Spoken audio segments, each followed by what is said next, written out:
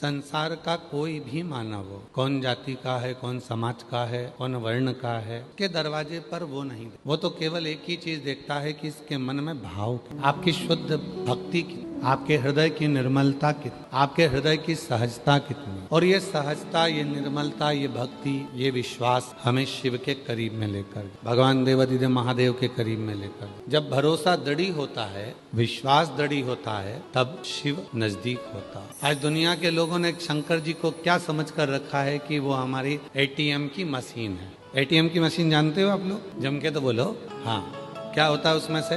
पैसे निकलते। आज शिव जी को लोगों ने समझ रखा है एटीएम की मशीन है, भगवान के मंदिर में जाएंगे, लोटा भर जल चढ़ाएंगे, उनसे जो चाहो वो पाएंगे। हैं मेरे भोलेनाथ एटीएम की मशीन भी है, जो मांगोगे मिल जाए, जितना मांगोगे उतना मिल जाए। पर एटीएम की मशीन में एक काम बहुत जरूरी है। एटीएम की मशीन पैसा कब देती है? जब तुम्हारा बैंक में बैलेंस होता है। और अगर बैंक में बैलेंस ही नहीं होगा, मान लो बैंक में बैलेंस ही नहीं है, तो पैसा निकलेगा क्या? पड़ोसी के खाते से थोड़ी ना निकल जाएगा कि पड़ोसी का तुम्हारे इसमें ट्रांसफर होके फिर आ जाएगा। ना ना, पैसा कब निकलेगा? जब आपका बैंक में जमा होगा। और बैंक में जमा है तो फिर वो पैसा आप एटीएम से निकाल सकते हो। तो शिव जी तो एटीएम की मशीन है, पर बैंक क्या है? हमारा कर्म।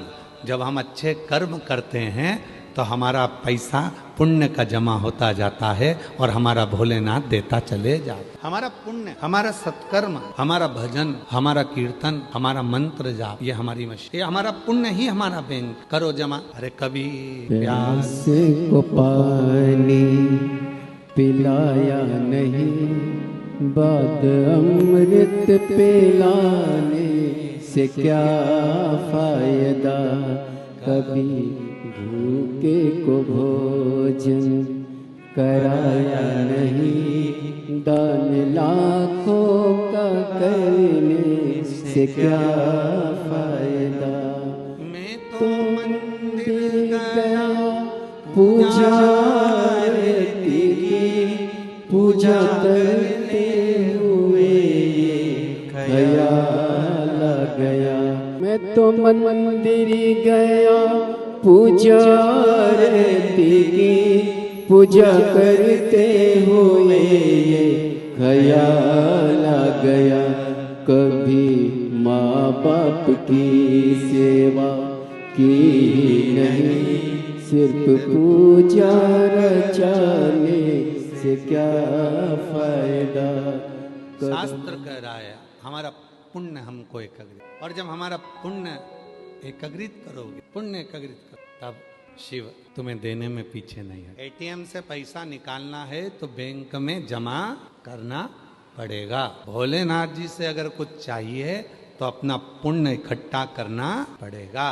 अब वो पुण्य एक साथ इतना सारा इकट्ठा कैसे करोगे? तो कहा एक काम करो, शिव महापुराण की कथा जब जयंती स्टेडियम में हो ही रही है, अपने क्षेत्र में जब शिव पुराण की कथा हो तो किसी प्यासे को पानी पिला दो, भूखे को भोजन करा दो, किसी का मुख झूठा करा दो, और जब उसका मुख झूठा होगा, जो पुण्य हमारे खाते में आएगा तो हमें वापिस एक लोटे जल का फल प्राप्त हो। वो पुण्य बहुत जरूरी, वो सत्कर्म बहुत जरूरी, पुण्य को करना पड़े। कल अपन कथा सुन रहे थे चंचुला देवी की। चंचुला देवी से पूछा माता पार्वती ने कि तूने कौन सा पुण्य करा था जो तू कैलाश धाम पर आ गई? और अगर काशी में भी मरती तो पहले तो भोलेनाथ जी स्वयं कोतवाल जी तेरा निर्णय करते, फिर तू यहाँ पहुंचती, परंतु तेरा तो निर्णय किसी ने नहीं करा, तू डायरेक्ट कैलाश आ गई। तूने कौन सा पुण्य करा था? चंचुला देवी कहती है एक संत ने मुझे एक लोटा जल दिया था और कहा था शिवालय में जाकर डालती रही।